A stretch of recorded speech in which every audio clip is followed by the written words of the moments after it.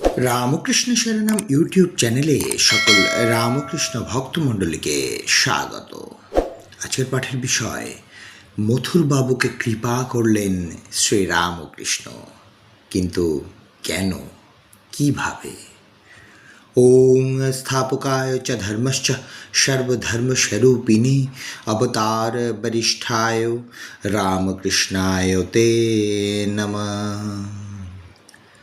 ঘরের উত্তরের বারান্দায় পায়চারি করছেন গদাধর। কাছেই বাবুদের কুটি বা কাছারি ঘরে কাজ করছেন মথুরবাবু। গদাধরকে দিব্যি দেখতে পাওয়া যায় সেখান থেকে।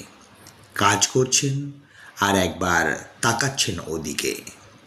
গদাধরের সেদিকে লক্ষ্যও নেই। একবার পশ্চিম থেকে পূবে আর একবার পূব থেকে পশ্চিমে টহল দিয়ে ফিরছেন তিনি। কে তাকে দেখছে বা না দেখছে তা কে দেখে? হঠাৎ এই কি অভাবনীয় কাণ্ড! মথুরবাবু পাগলের মতো হন্তদন্ত হয়ে ছুটে এলেন। এসেই গদাধরের পা জড়িয়ে ধরে লুটিয়ে পড়লেন মাটিতে। কাঁদতে লাগলেন অঝোরে। গদাধর তো হতবুদ্ধি। এ কি, তুমি এ কি করছো? তুমি রানীর জামাই, একটা গণ্যমান্য লোক। তোমায় এমন করতে দেখলে লোকে বলবে কি? ওঠো, ঠান্ডা হও। আর কি সে কথা শোনেন মথুরবাবু? কান্না কি আর থামে? বললেন, অপরূপ এক দর্শন হলো আজ তোমার মধ্যে। পূব থেকে পশ্চিমে আসছো, স্পষ্ট দেখছি তুমি নও, মন্দিরের মা আসছেন। আবার যেই ফিরে যাচ্ছ পূব দিকে, দেখছি সাক্ষাৎ মহাদেব চলেছেন। ভাবলাম বুঝি চোখের ভুল। চোখ মুছে আবার তাকালাম, আবার সেই শীতকালে। আবার যতবার দেখছি ততবার কান্নায় গলে যেতে লাগলেন মথুরবাবু। কই বাপু, আমি তো কিছু টের পেলাম না। ওসব ধোঁকা, উড়িয়ে দিতে চাইলেন গদাধর, কিন্তু সে কথা আর কানে নেন না মথুরবাবু। পা ছাড়েন না। তিনি পেয়ে গেছেন তাঁর জগৎগুরুকে, ভবভয় বৈদ্য সর্বকারণ কারণকে। ভড়কে গেলেন গদাধর। শেষে এ ব্যাপার কেউ দেখে ফেলে রানীর কাছে গিয়ে লাগাক। রানী হয়তো ভাববেন জামাইকে ছোট ভরচাজ গুণ করেছে। অনেক করে ঠান্ডা করল মথুরবাবুকে। আমি কে, আমি কি? মাই সব দেখিয়ে দিচ্ছেন তোমাকে। নইলে আমারটা তুমি এত করবে কেন? সর্বস্ব দিয়ে কেন ভাববে আমাকে?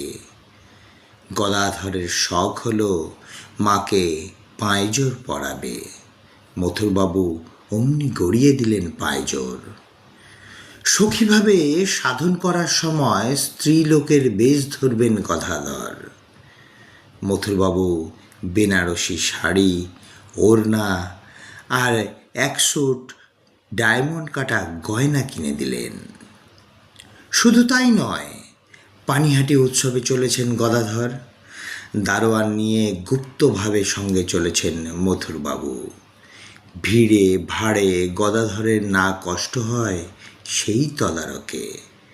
ভৃত্য, ভক্ত আর ভাণ্ডারি নিয়ে চলেছেন মথুরবাবু।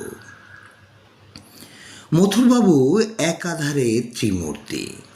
বললেন, আমার ঠিকুজির কথা ফলল এতদিনে। গদাধর বললেন, কি আছে তোমার ঠিকুজিতে? মথুরবাবু বললেন, আমার ইষ্টের এত কৃপা থাকবে আমার উপর যে সে শরীর ধারণ করে আমার সঙ্গে সঙ্গে ফিরবে। তুমি আমার সেই ইষ্ট, আমার অভিলষিত, আমার পরম প্রার্থনার চরম পুরস্কার। তুমি কৃপানিধি। তুমি আগে মায়া পরে দয়া, আগে মায়ারূপে এসে মনোহরণ করো, পরে দয়ারূপে এসে করো মায়া মোচন। মায়ার পারে এসে তোমার দয়ার জন্য বসে আছি। আজকের পাঠের তথ্যসূত্র পরম পুরুষ শ্রী রামকৃষ্ণ।